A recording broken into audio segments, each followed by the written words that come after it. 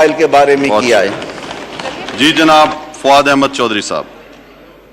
बिस्मिल्लाहिर्रहमानिर्रहीम। सर सबसे पहले तो मैं समझता हूँ कि जो बात हो रही है, मेंगल साहब हमारे बड़े मोहतरम हैं और इस ऐवान के रुकन हैं और उनकी अहमियत जो है वो एक सियासी रहनुमा के तौर के ऊपर बलूचिस्तान से ताल्लुक़ रखने वाले तमाम ही जो सियासी रहनुमा हैं और पूरे पाकिस्तान से ताल्लुक़ रखने वाले तमाम सियासी रहनुमा हमारे लिए काबिल एहतराम है।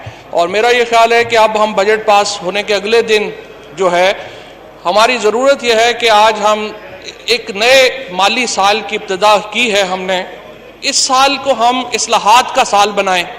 हम सारे लोग जो यहाँ पर जमा हैं या जो आए हैं, ये सर सारे हम लोग एक स्टेज के, जैसे शेक्सपियर ने कहा था ना कि हर शख्स ये स्टेज के ऊपर आता है, अपना किरदार अदा करता है और चला जाता है।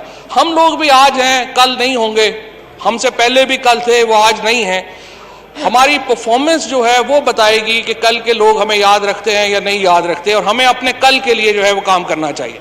मैं सर आज आपके सामने, इस ऐवान के सामने, मेरा जो मकसद है खड़ा होने का, एक तो मैं कल जो हमारे शहीद हुए हैं स्टॉक एक्सचेंज के हमले के ऊपर, मैं उन शहदा को खराज तहसीन पेश करना चाहता हूँ। और जिस बहादुरी के साथ सिंध पुलिस ने, रेंजर्स ने, हमारी सिक्योरिटी फोर्सेस ने मुकाबला किया है, हम उनको सलाम पेश करना चाहते हैं। और हमारे तो सर, मेरा चूँकि ताल्लुक़ एक ऐसे इलाके से है, हमारी तो तहसील पिंड दादन खान का, ज़िला जेलम का, हमारा तो कोई गांव नहीं है जहां पे शहीद कब्रिस्तान में दफन नहीं है, हमारा तो कोई गांव नहीं है यहाँ पे गाजी नहीं है। सो हमें उन फैमिलीज़ का, हमें उन कबीलों का, हमें उन बरादरियों का जो दुख है वो हमारा अपना दुख है और हम समझ सकते हैं कि उनका कैसे हुआ। यहाँ पे सर मैं आज आपके सामने, और मैं इस ऐवान से भी दरख्वास्त करूँगा, खराज तहसीन पेश करना चाहिए हमें अपने साइंटिस्ट और इंजीनियर्स को, अपने टेक्नीशियंस को। 26 फरवरी को जनाब स्पीकर पहला केस कोविड का पाकिस्तान में आया था। 26 फरवरी को पाकिस्तान में हम खुद अपना कुछ भी प्रोड्यूस नहीं कर रहे थे।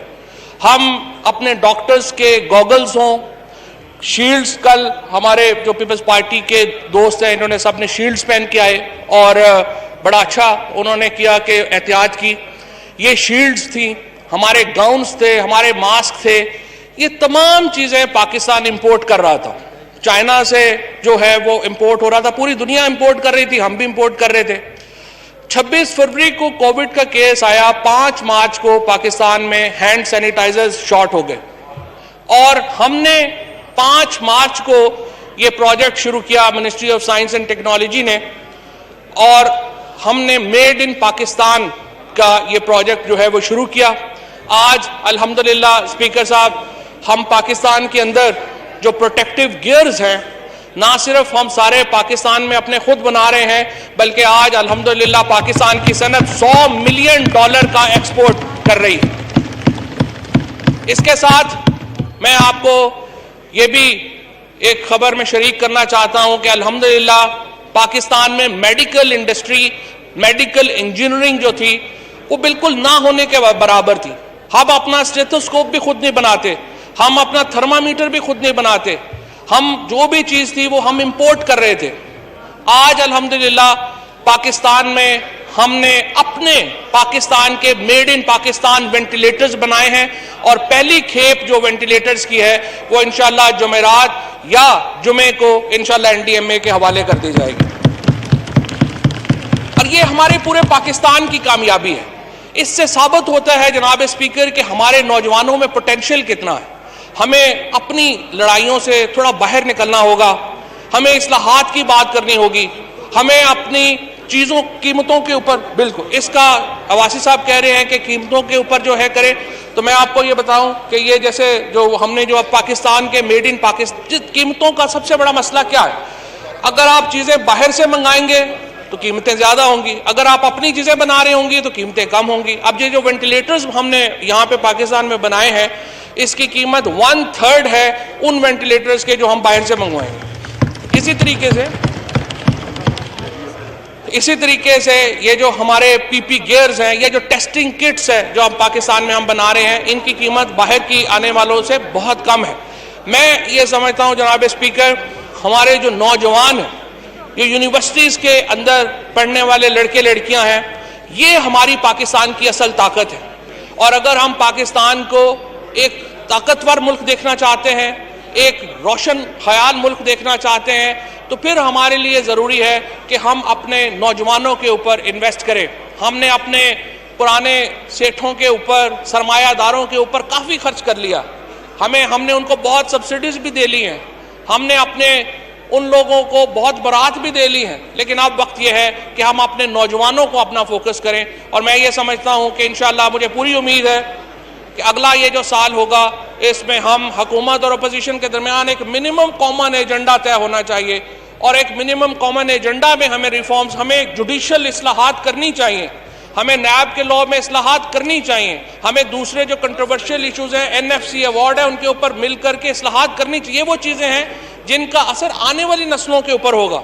और अगर हम फिर इसके ऊपर फेल हो जाएंगे और अगर हम नहीं कर पाएंगे, तो इसका नुकसान फिर हम सबको होगा और हमारी अगली नस्लों को होगा। लिहाजा मैं अपील करूंगा, तल्ख बातें तो होती रहती हैं, हम भी कर सकते हैं, वो भी कर सकते हैं, लेकिन हमें एक मिनिमम कॉमन एजेंडे को लेके आगे चलना चाहिए। बहुत शुक्रिया स्पीकर साहब। बहुत शुक्रिया जी। जी जनाब मोहम्मद जमालुद्दीन साहब। जनाब डिप्टी स्पीकर साहब, आपका बहुत शुक्रिया कि आपने मुझे टाइम दिया। मैं सबसे पहले जो बाड़ा में वहाँ एक इरफानुल्लाह को CTD पुलिस वालों ने उठा करके पीर कई दिनों के बाद हिरासत में लिए, उसके बाद उन्हीं ने उनको शहीद कर दिया। जब हुकूमत अपने बंद को शहीद करती हो तो हम किसके पास जाए? वहाँ लोग एहतजाज कर रहे हैं, लिहाजा CTD पुलिस वालों ने उनको कत्ल किया है, उनके खिलाफ हम सख्त कार्रवाई की मुतालबा करते हैं। इसके साथ साथ जो मोहसिन साहब ने कबाइल के हवाले से जो कोरम एजेंसी में जो दो कबाइल के माबैन जो झगड़ा हो रहा है, हुकूमत को चाहिए कि उसमें मुदाखलत करके उसकी रफा दफा करे, उसके सुलह कराए या उसमें टाइम रखे, पुरअमन तरीके से उसका एक हल निकाले। इसके बाद जनाब मोहतरम, असम्बली है, यह असम्बली में मुलाजिमीन है। अगर और पाकिस्तानी मुलाजिमीन को हुकूमत इस बजट में कुछ ऐसा नहीं रखते हैं, तो खुदारा इस असम्बली वाले मुलाजिमीन जो आपके लिए सलूट भी करते हैं, दिन रात खड़े भी होते हैं और आपकी खिदमत में दिन रात अपने आप को इस कोरोना के हालात में भी वो आपके खिदमत के लिए तैयार है, तो इनके लिए खुदा के लिए कुछ तो कर रहे। अगर और उनके लिए नहीं करते तो इनके लिए तो कुछ करें, उसके एग्जाजी तनख्वाहें दे दें या उसकी जो पैसे उसको बढ़ाए। जी आगा रफीउल्लाह साहब। बहुत शुक्रिया जनाब स्पीकर। जनाब स्पीकर साहब, तवज्जो दिलाना चाहता हूं मैं कि आज इस वबा की हालात में जब आपने एक नया मालियाती साल शाम भी पेश किया और खराज तहसीन, लेकिन आज इस गर्मी में बाहर कोई खड़ा नहीं हो सकता और वहाँ पर वो सरापा एहतजाज है। इसी तरीके से सर कराची में बिजली का बहुत बुरा हाल है। मेरी रिक्वेस्ट है, कोशिश गवर्नमेंट कर रही होगी, लेकिन अगर कोई स्पेशल इसके ऊपर आप रूलिंग दे दें, कोई मिनिस्टर साहब कोई इस पे स्पेशल कोई बात। कराची में गर्मी की वजह से बहुत बुरा हाल है। लोग लॉकडाउन, जो स्मार्ट लॉकडाउन किए हुए, न घर में बैठ सकते हैं न बाहर निकल सकते हैं, तो जाएं तो कहाँ जाएं। तो आपसे रिक्वेस्ट है सही कि इसके ऊपर सर इनायत फरमाए। बहुत शुक्रिया जी। जनाब शेर अकबर खान साहब। थैंक यू जनाब डिप्टी स्पीकर साहब। पेस्को के 7 STG प्लान में सदाजी ग्रे स्टेशन जो कि बुनेर में है, उसकी मंजूरी भी हो चुकी है और टेंडर भी हो चुका है। वहाँ पे फीडर नहायत लंबी हैं, वोल्टेज का कम वोल्टेज है और उसके साथ साथ हमारे फीडर नहायत और लोड भी हैं। तो जनाब डिप्टी स्पीकर साहब, मैं आपकी तवज्जो से हुकूमत से डिमांड करता हूँ कि जो रजिस्ट्रेशन सलारजी और इसके साथ ट्रांसमिशन लाइन जिसकी मंजूरी हो चुकी है, टेंडर भी मंजूर हो चुका है, तो मैं आपकी तवज्जो से मिनिस्टर साहब से डिमांड करता हूँ, मौलवी साहब, ताकि उस पर जल्द अज जल्द काम शुरू हो जाए, क्योंकि वहाँ पे काफ़ी मार्बल के कारखाने भी हैं। ठीक। और वहाँ पे लोड टेज का मसला भी है, लोड शेडिंग का मसला भी है। तो मैं आपकी तवज्जो से मिनिस्टर साहब से डिमांड करता हूँ कि जो टेंडर हो चुका है उस ग्रेड स्टेशन पे काम शुरू किया जाए और ट्रांसमिशन लाइन पे भी काम शुरू किया जाए। मेहरबानी होगी जी। बहुत शुक्रिया जी। जनाब मियाँ रियाज हुसैन पीरजादा साहब। शुक्रिया जनाब स्पीकर। मैं सिर्फ ये गुजारिश करना चाह रहा था कि बजट भी पास हो गया है, तो